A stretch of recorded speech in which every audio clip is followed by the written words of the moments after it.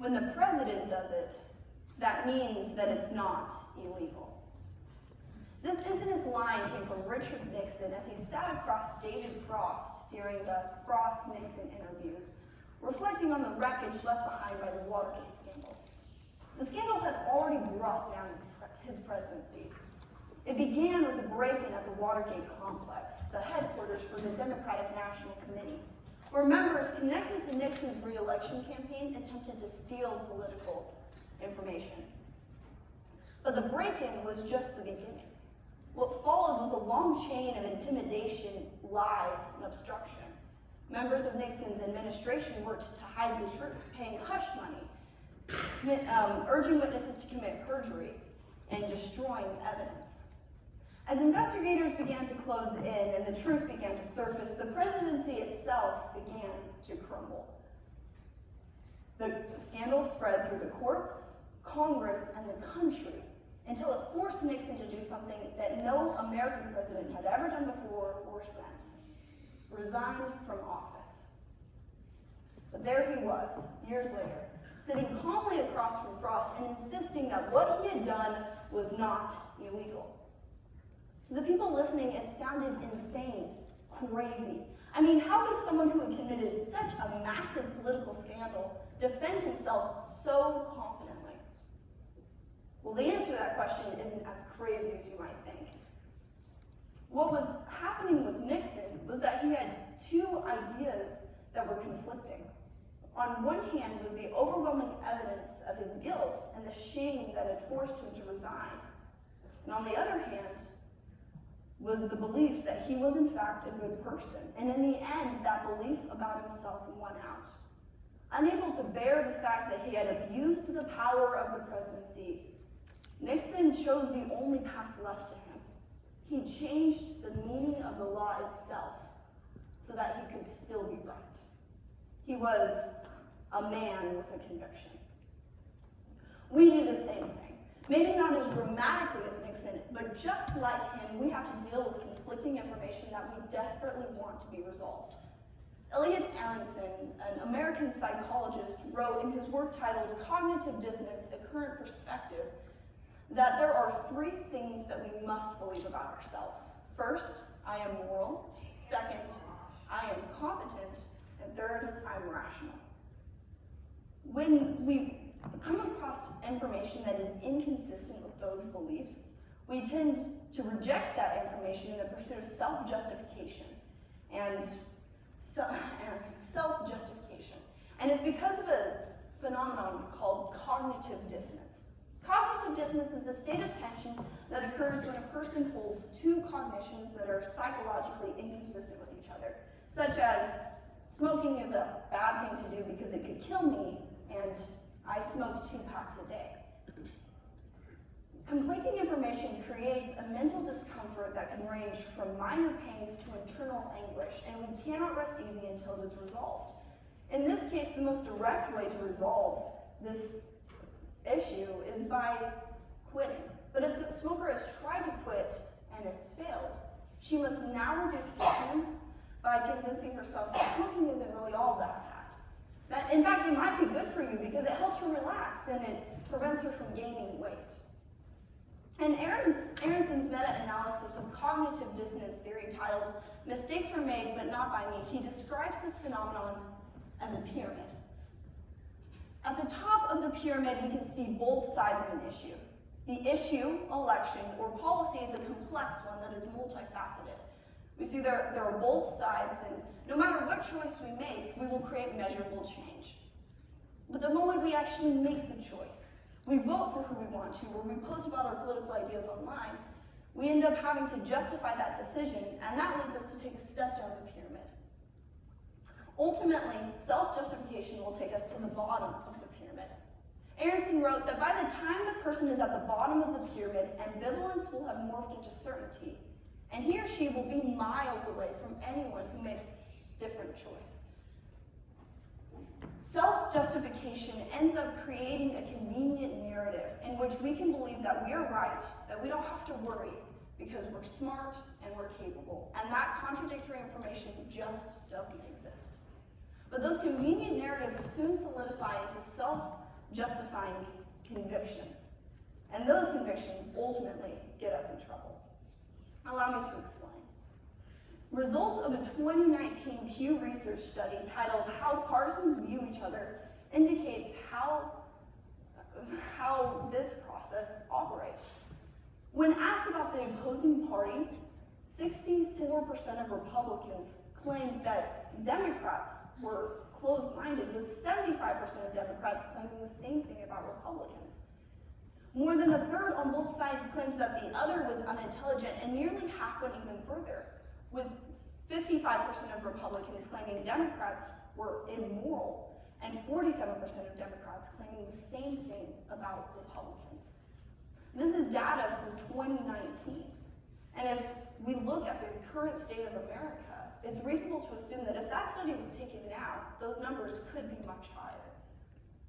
And the very act of thinking that they are not as smart or as reasonable as we are not only makes us feel closer to those that are like us, but just as crucially, it justifies how we treat them.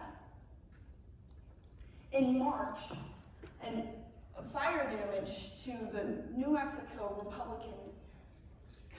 Republican building was being investigated as arson. Graffiti found on the side of the building wrote, "ICE equals KKK."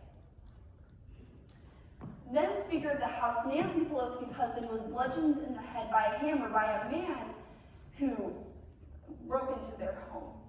The man later confessed during trial that he had planned to hold the speaker hostage and that his plan was to end what he viewed as government corruption.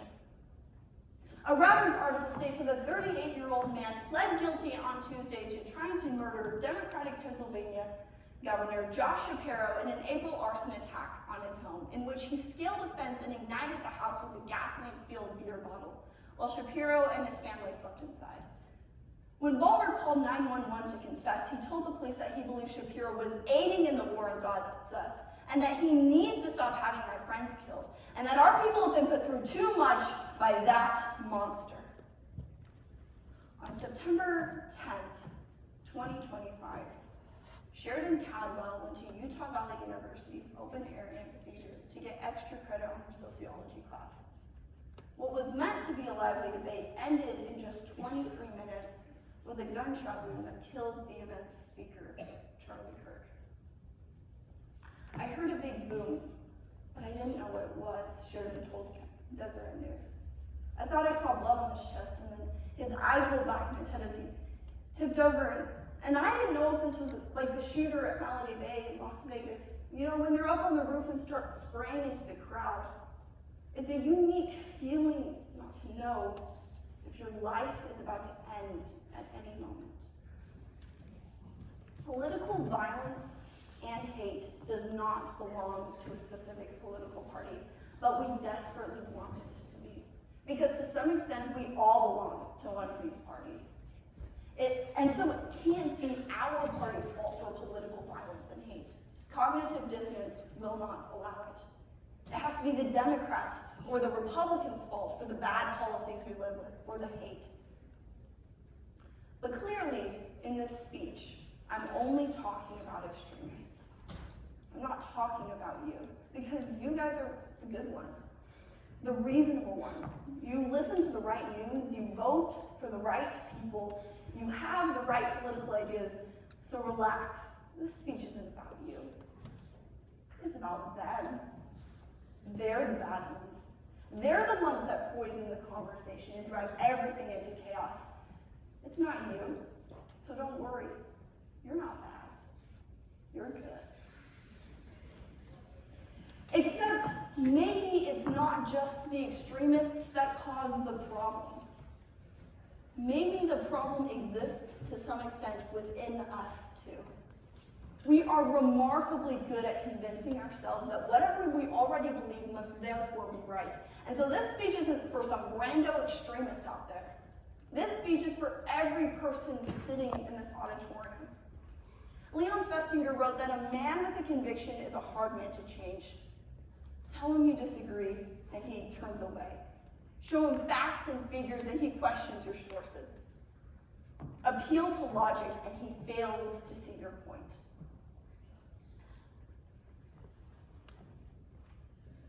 What we want desperately is to be right. But the truth is that we aren't always right. And when we believe that we are so right that the other person must always be wrong, the language that we use to describe each other begins to change to match our internal convictions. Slide. Dr. Seuss wrote in the Zacks a story about two Zacks that have a disagreement, and I'd like to share that story with you. It goes like this. One day, making tracks in the prairie of cracks, came a north-going Zacks and a south-going Zacks. And it happened they came to a place where they bumped. There they stood, foot to foot, face to face. Look here, the north-going Zack said. I say, you're blocking my path, you're right in my way. I'm a north-going Zacks and I always go north, so get out of my way now and let me go forth. Slide. Elon Musk wrote that the left is the party of mercy. Who's in whose way? Snapped the south-going Zacks. I always go south, making south-going tracks, so you're actually in my way, and I ask you to move and let me go in my south-going groove. Slide. Enrique Terrio wrote that fighting dirty is the only way to win, you know. Then the north-going Zacks puffed up his chest with pride. I never, he says, take a step to one side, and I'll prove it to you that I won't change my ways if I have to keep standing here for 59 days. Slide. An anonymous person posted, referring to Republicans, that if you're one of the people that loves this stuff and this is what you're drawn to, I want you to know you're a real piece of work and not a good one. And I'll prove it to you, yelled the south-going Zacks, that I can stand here in the prairie of cracks for 59 years. For I live by the rule I learned as a boy back in South-going school. Never budge, that's the rule, never budge in the least. Not an inch to the west and not an inch to the east. So I'll stand here not budging. I can and I will if it makes you and me and the whole world stand still. Slide. Other posts on X and Reddit include phrases such as, this isn't really all that complicated. Some people just refuse to accept reality. And they're trying to start a second civil war. And we are the only ones that really care about America. Of course, the world didn't stand still. The world grew. In a couple of years, the new highway came through, and they built it right over those two stubborn Zacks and left them standing there, unbudged in their tracks. Of course, it's so easy to look at the other person and see what they need to fix. The other person always seems blind to the facts. They always seem to be that man with the conviction. But guess what? We are all men with conviction.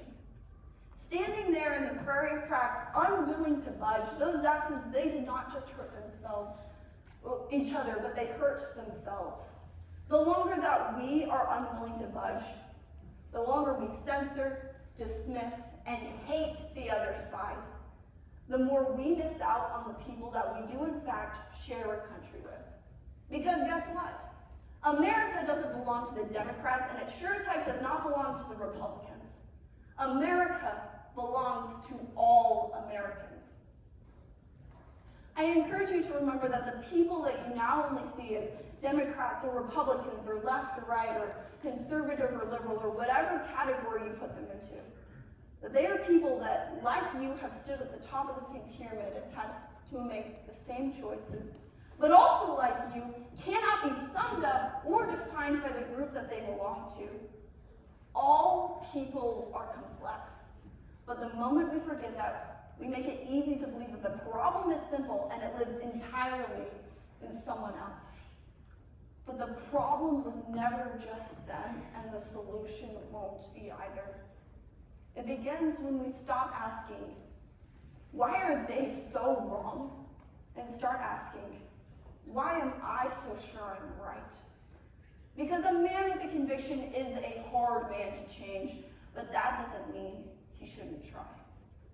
So be a man with a conviction, just not one who's afraid to question it. Thank you.